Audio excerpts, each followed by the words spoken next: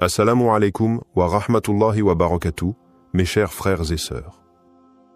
Aujourd'hui, je vous invite à plonger dans un mystère spirituel que peu de gens osent aborder. Et pourtant, cette question pourrait bouleverser tout ce que vous pensez savoir sur le personnage du Mahdi.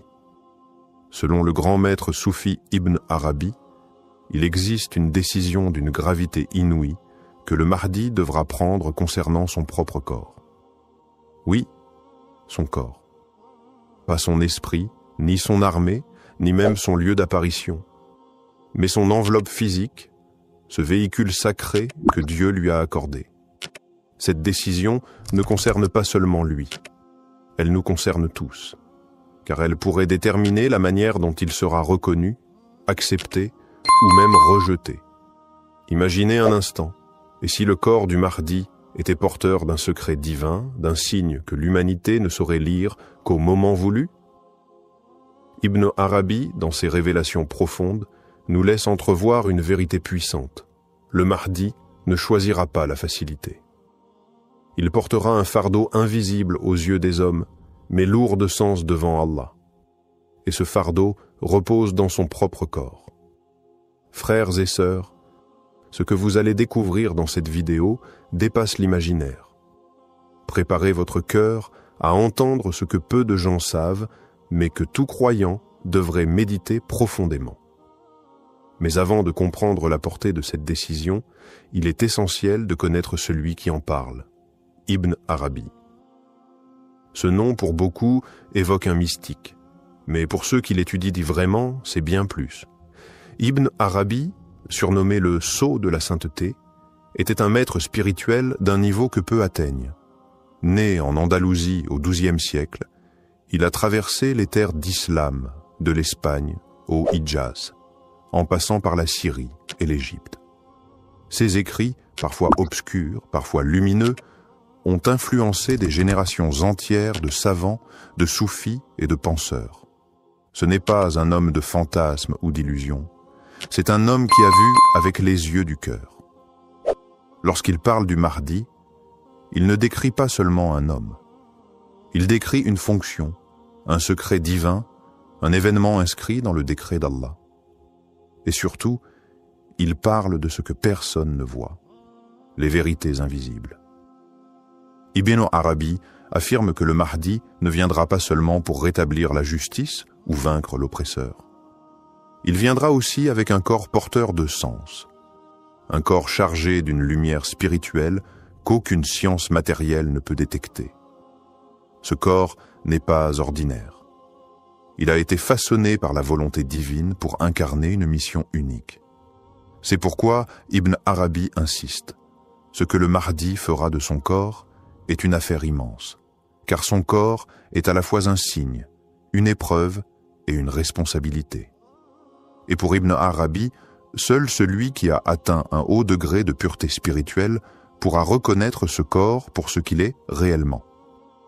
Selon Ibn Arabi, le corps du Mahdi n'est pas un simple assemblage de chair et d'os. Il le décrit comme un corps élu, choisi et façonné spécialement pour une mission transcendante. Ce corps est en lui-même un signe, un porteur de lumière, un symbole vivant du décret divin. Dans ses écrits, Ibn Arabi parle d'un corps purifié dès l'origine, qui n'a jamais été souillé par les passions du bas monde. Il ne s'agit pas d'une perfection physique au sens humain, mais d'une élévation spirituelle incarnée.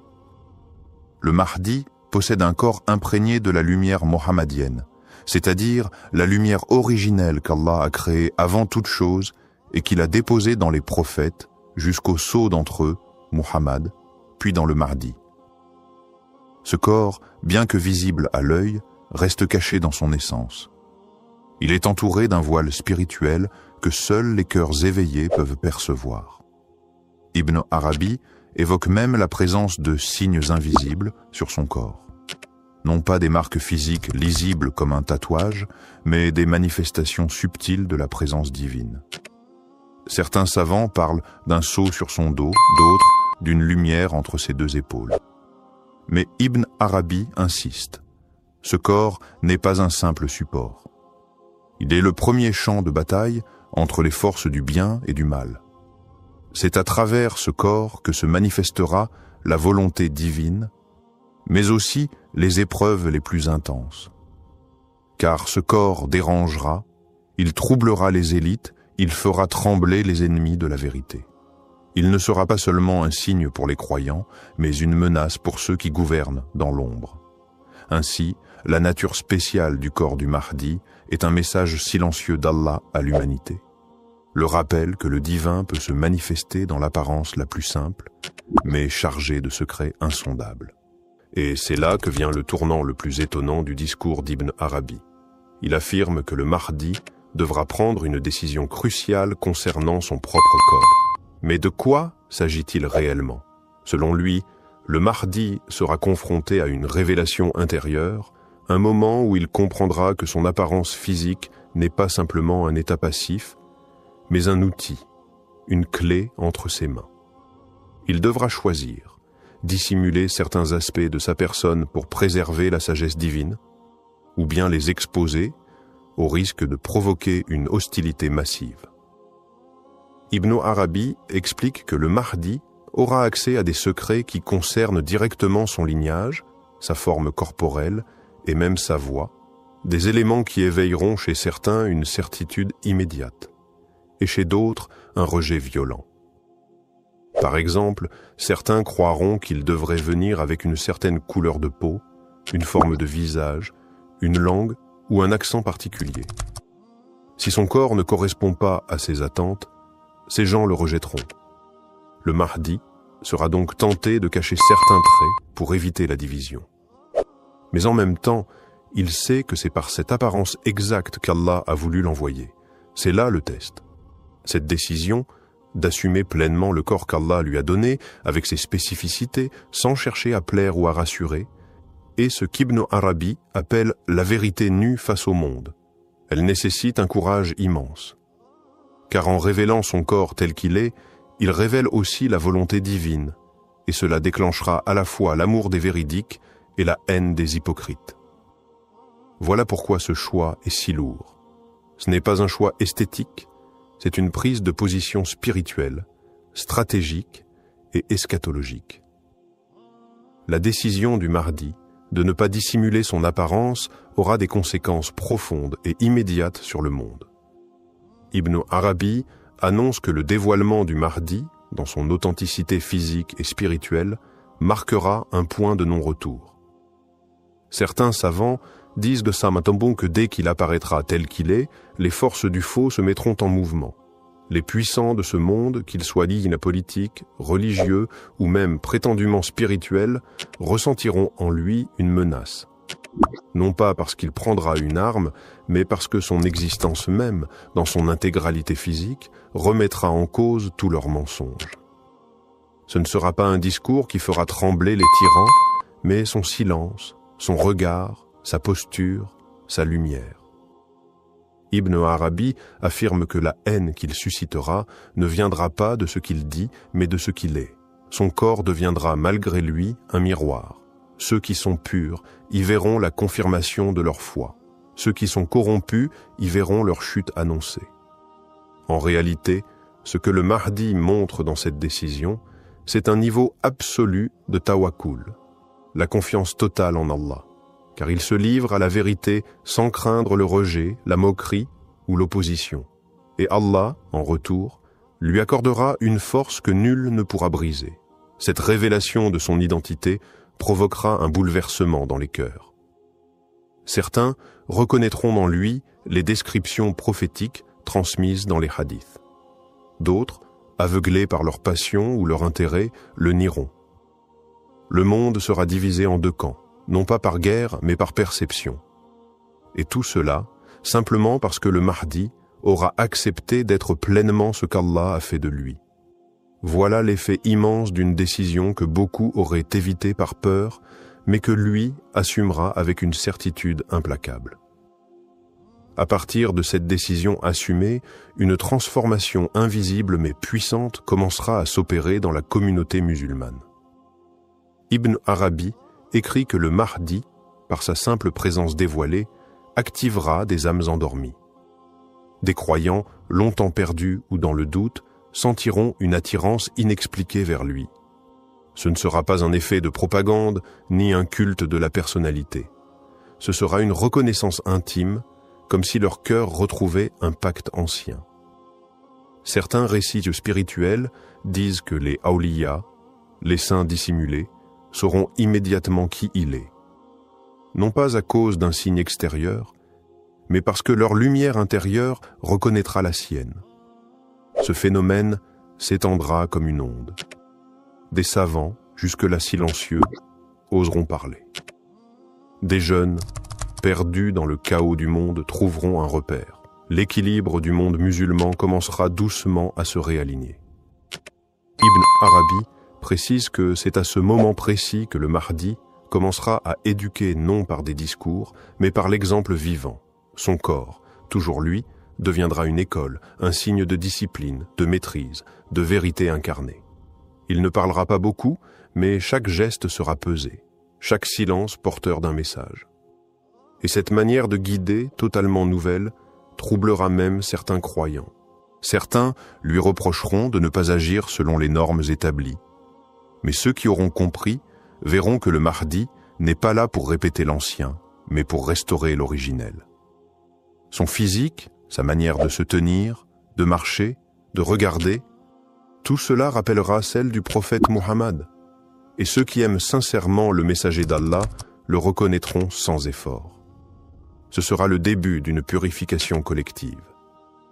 Et cette élévation, causée par une seule décision courageuse, marquera le retour du leadership spirituel véritable au sein de la Oumma. Le Mahdi ne bouleversera pas le monde par la force ou la violence, mais par un choix simple, presque silencieux, être pleinement lui-même, tel qu'Allah l'a façonné. Ibn Arabi nous pousse à réfléchir. Combien parmi nous fuient ce qu'ils sont réellement par peur du rejet? Le Mahdi, lui, affrontera cette peur. Il fera de son corps, de sa voix, de sa présence, un message divin. Et ce message réveillera les cœurs, divisera les peuples, mais annoncera aussi l'accomplissement des grandes promesses.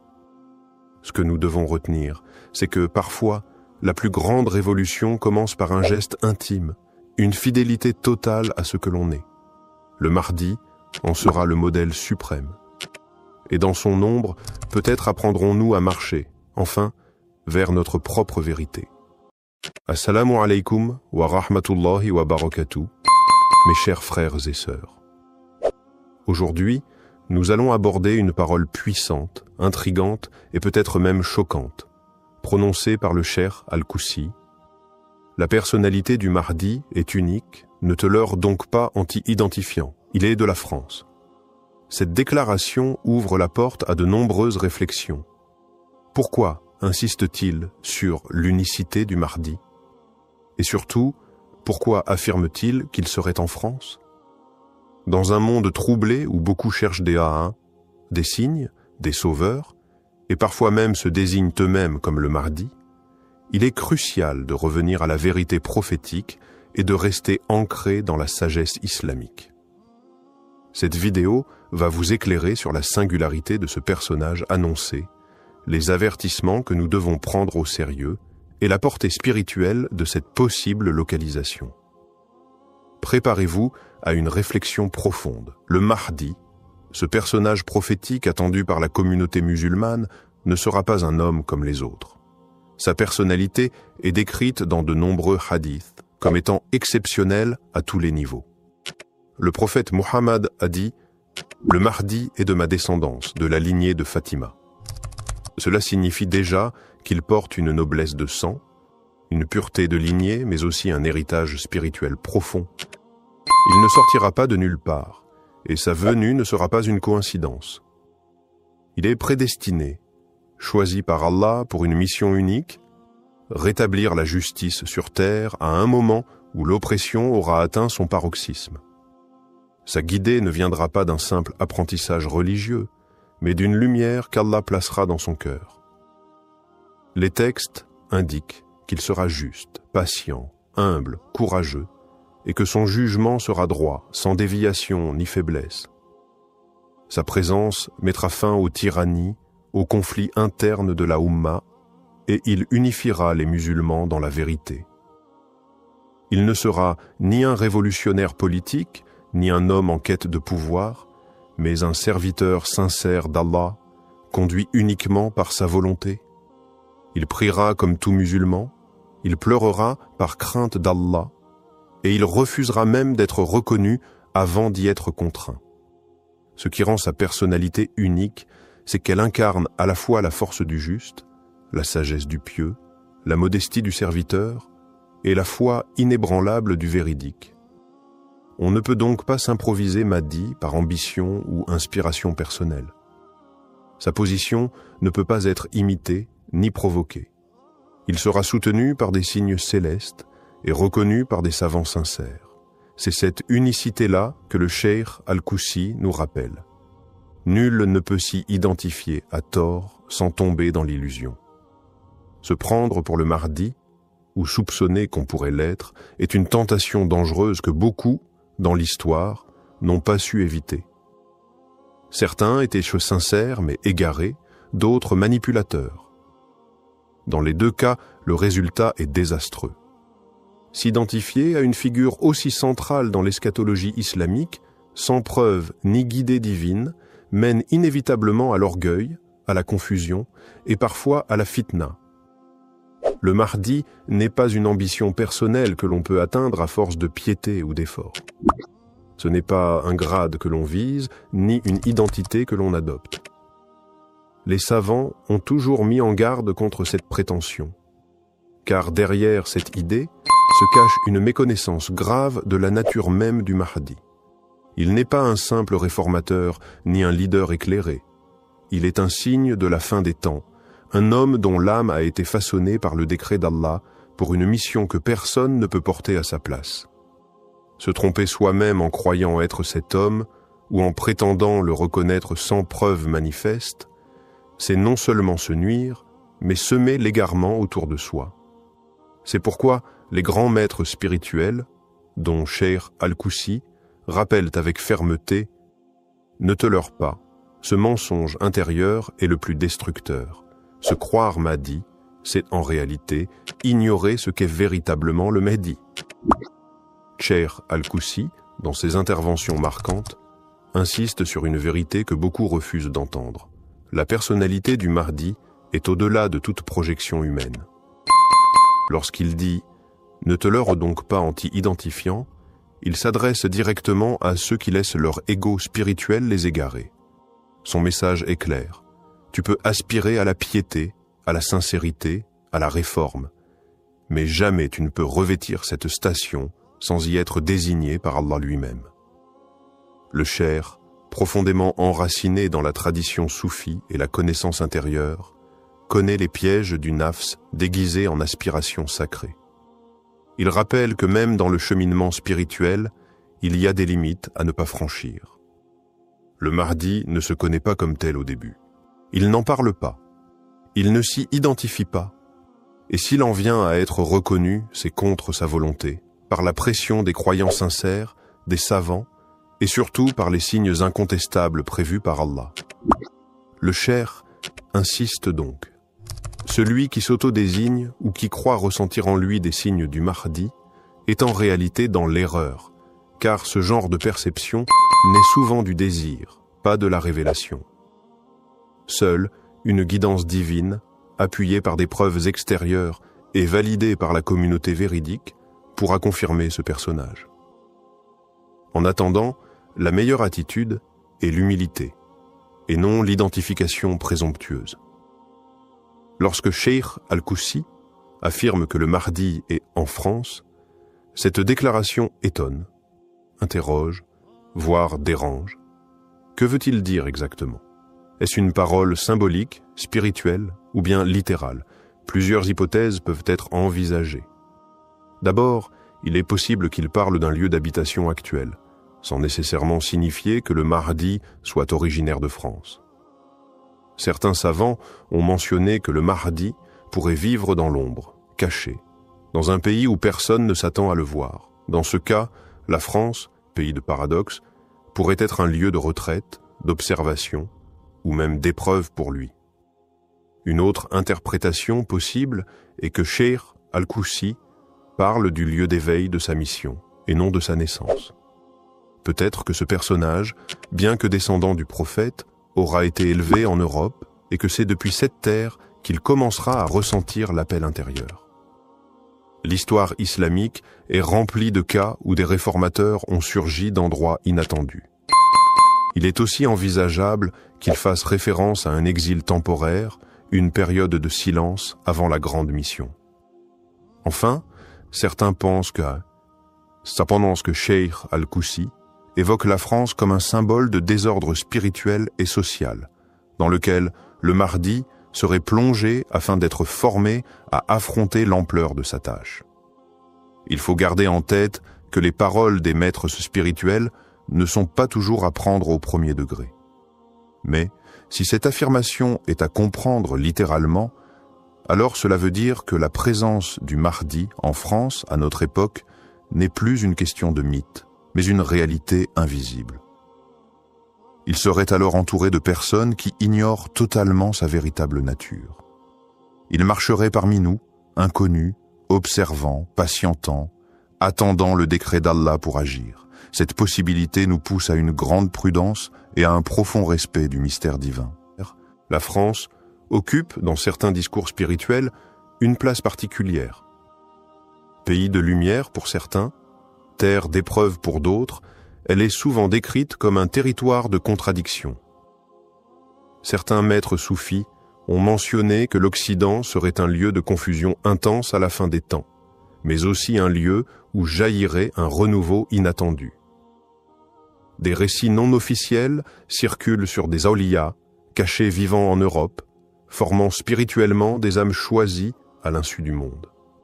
Dans cette optique, la France pourrait être perçue non comme un centre islamique classique, mais comme un terrain de préparation silencieuse. Elle incarne les tensions modernes, sécularisme extrême, rejet de l'islam, mais aussi des milliers de conversions sincères chaque année. Le Mahdi, s'il y est réellement, serait exposé à l'un des environnements les plus hostiles, ce qui renforcerait son endurance, sa sagesse et sa compréhension des défis de notre époque.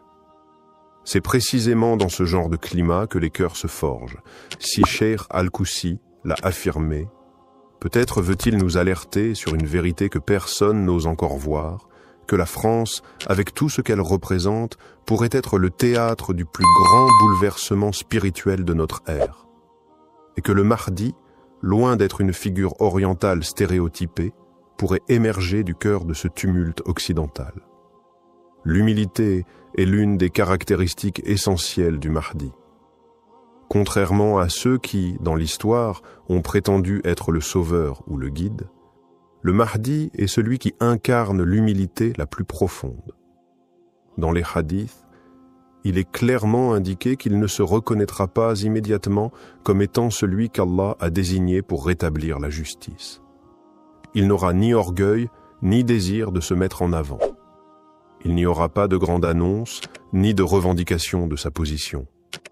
Au contraire, il évitera de se montrer sous une lumière artificielle. L'humilité, dans ce contexte, devient un critère décisif pour le reconnaître. Un véritable Mahdi ne cherchera pas à accumuler des adeptes ou à attirer des foules, mais il agira simplement par la volonté divine. Ceux qui se proclamant Mahdi en toute connaissance de cause, en dépit de leur absence de preuves tangibles et de signes divins, font preuve d'un grand manque d'humilité. Ils cherchent à manipuler l'attention et la reconnaissance des autres. À travers cette prétention